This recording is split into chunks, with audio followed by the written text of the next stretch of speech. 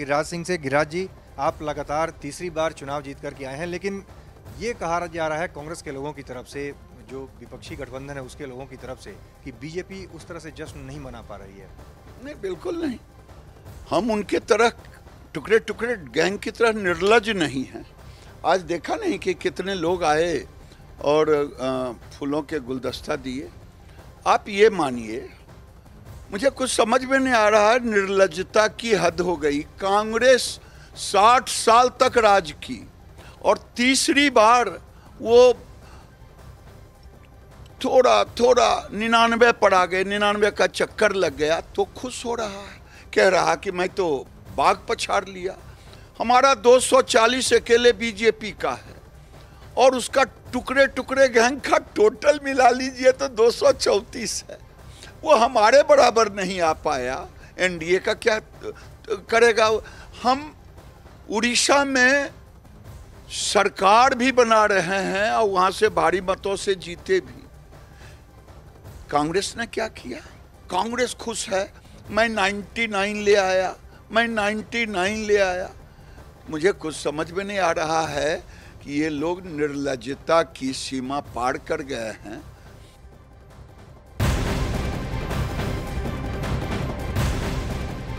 और सूत्रों के वजह से बड़ी खबर मिल रही, नई सरकार के गठन से पहले बीजेपी के राष्ट्रीय अध्यक्ष जेपी नड्डा के आवास पर आज अहम बैठक हो सकती है। इस बैठक में अमित शाह, राजनाथ सिंह और बीएल संतोष शामिल हो सकते हैं।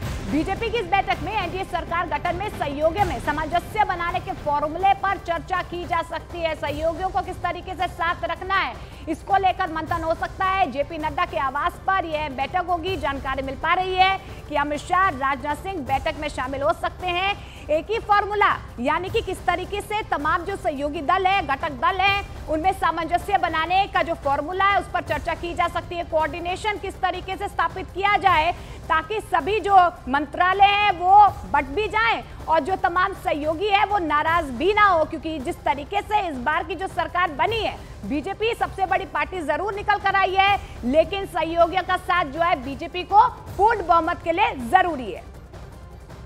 और न्यूज 18 इंडिया से एक्सक्लूसिव बातचीत में आपको बता दें, गढ़वाल के सांसद अनिल बलूनी ने बड़ा दावा किया है।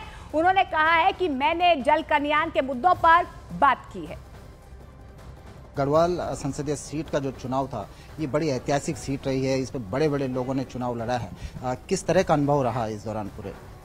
देखिए, बहुत अच्छा अनुभव रहा। बहुत लोगों से मिलना रहा, लाखों लोगों से इंटरेक्ट किया और बहुत सारी चीज़ें सीखी भी। लोगों के पास जाके कई समस्याओं का समाधान भी सीखा, कैसे गढ़वाल में और अधिक तेजी के साथ तीव्र गति से विकास करना है, कैसे समस्याओं का समाधान करना, उस पर लोगों से चर्चा भी हुई, लोगों के विचार भी जाने।